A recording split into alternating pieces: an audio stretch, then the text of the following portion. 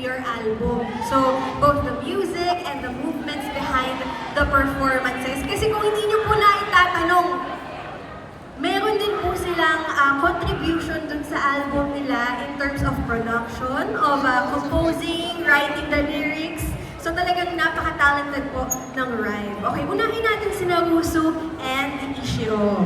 Okay, so pwede bang i-share nyo sa amin yung tungkol sa songwriting and composing process or composition ninyo? During that process, ano yung pinaka-naka-challenge sa inyo? Kumusta yung pagiging part talaga ng album process? Actually, in terms of composing, writing a song, nanggaling po talaga kami from zero. As in zero knowledge, and nagkaroon kami ng initiative na aralin ourselves.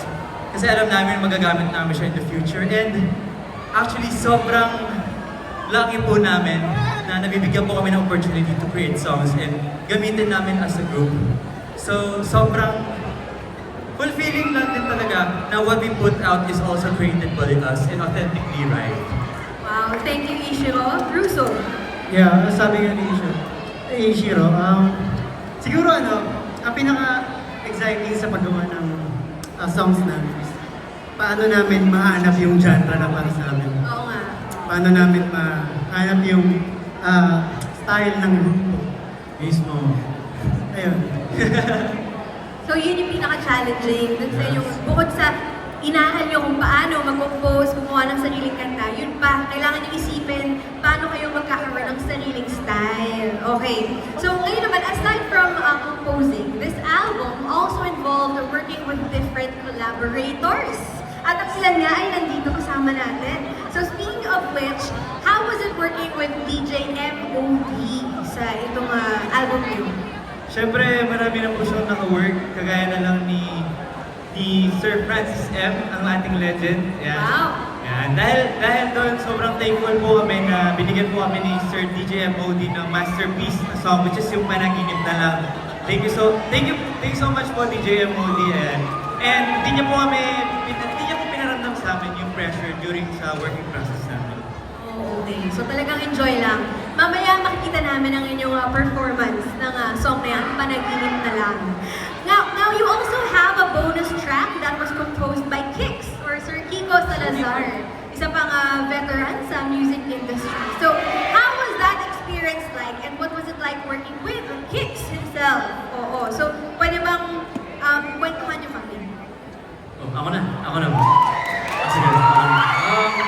Ito nga, Ate Ai, ever since na narinig namin talaga na magkakaroon kami ng song from Sir Kix, talaga namang excited talaga po kami. Kasi knowing Sir Kix, andito po ba Sir Kix? Nasa puso natin si Sir Kix. Dito siya. Ayun nga po, knowing Sir Kix na isa po sa mga veterans natin when it comes to composing, sa OPM.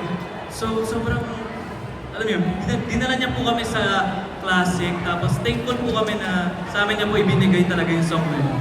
Yes. So, syempre, bukod sa yun nga, kwentuhan nyo kami tungkol dito, baka pwede namang marinig namin yung collaboration nyo ni Sir Kix. Pwede mo pa-sample ng konti? Example. Okay? Let's go. Baby, oh, why don't you say it? Di pa ba aaminin? Ayoko na nabibitin. Don't make me hate ya. May growl! Hindi, ang sakit kasi nung kanta. Ang sakit nung kanta po eh. Masakit yan. Don't make me hate. Don't make me hate you. Okay, so dun po sa mga gusto mapakinggan yung buong kanta, it's out now, available yan. Yun yung last track, di ba? Yes, po. Sa album. Okay, now, a big part of Rive's performances ay yung choreography. So, Dre, baluarte mo to, choreography. Okay, can you tell us what it was like working on the choreography, especially collaborating with Coach Mavi? Nakasama natin ngayon, nasa si Coach Mavi? Coach Mavi! Coach Mavi! Andito pala. Hi, Coach Mavi. Na mahaba ang pasensya. Audrey. And sobrang nakakatuwa po na binigyan ako ng chance para makapag-choreo sa Rive. And malaking pressure din siya sa akin kasi kailangan kong ibagay yung choreography dun sa concept na gagawin namin. So, kailangan talaga ng tulong. Kung wala yung members, siguro hindi ko nagagawa yung mismong choreography or piece. At saka si Coach Mavi, with the guidance of Coach Mavi. Thank you po, Coach. Kung wala ka, Dre, di rin kami ganito kagaling. Wow! Nakakawala rin si Coach Mavi namin. Salamat, Dre. Salamat, Dre. Naririnig ka namin. Grupa! Grupa! Hey! Aga. So, team effort talaga. Oo. Now, working on the first album, syempre, hindi ito naging madali, for sure. So, excited kayo at pressured para dito. So, ano naman yung, balikan natin mga hardest moments nyo while working on your first album? Siguro po ang feeling ko pinakamahirap na moment ng drive is yung nga, isa talaga yung hanapin yung songs na or genre na babagay sa amin. Siguro pagbuo ng album ang pinakamahirap for me is paano ko malaman yung style ng bawat isa. Paano ko siya mabubuo as a song, as a group. Hindi lang as lungso, kundi bilang Ishiro. Hindi lang pwedeng 4 lang babagay yung song. Dapat sa aming 5 babagay yung song. So doon ako pinakamahirap. Yes. Siyempre, habang sinusulat mo yung kanta, iniisip mo na bagay pa to dun sa member. Okay. And, siyempre, katugtog naman yung pinakamahirap. Gusto rin namin malaman, ano naman yung pinaka-fun na moments nyo sa pagbuo ng album na to? O ano yung mga memorable moments ninyo? Ang dago. Pagpan ikaw na yan. Ayan. Yun, so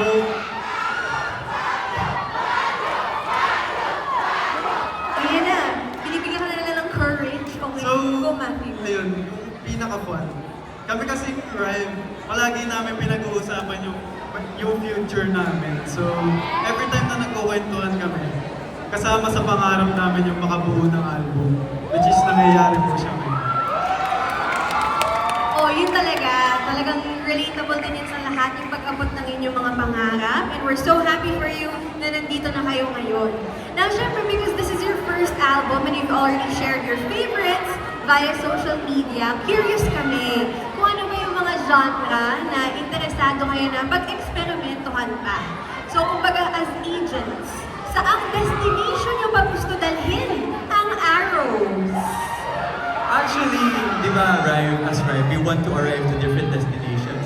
And this album, tinry namin mag R&B, a ballad, different kinds of pop and classics. Pero siguro, like, ang di pa namin super nagagawa is more heavy on the hip-hop side. And bukod syempre sa genres ng songs, I think, ang gusto rin namin na ma-feel ng mga tao kasi hindi lang music and sound ng music yung gusto namin mag-arrive yung people. Gusto rin namin through the message and the topics of the song. So, in the next few songs, mas magtatakal pa kami ng iba-ibang mga, mga themes and topics na makaka-relate din yung mga tao. At dahil sinabi mo na nga yung mga iba-iba pang mga feelings na yan, ready na tayo sa inyong next performance. Dahil kung kanina, sobrang napaindap tayo sa kanilang hakbang and Hollywood performances, ito, ibang feelings naman ang ibibigay sa atin ng Rive. So guys, take it away.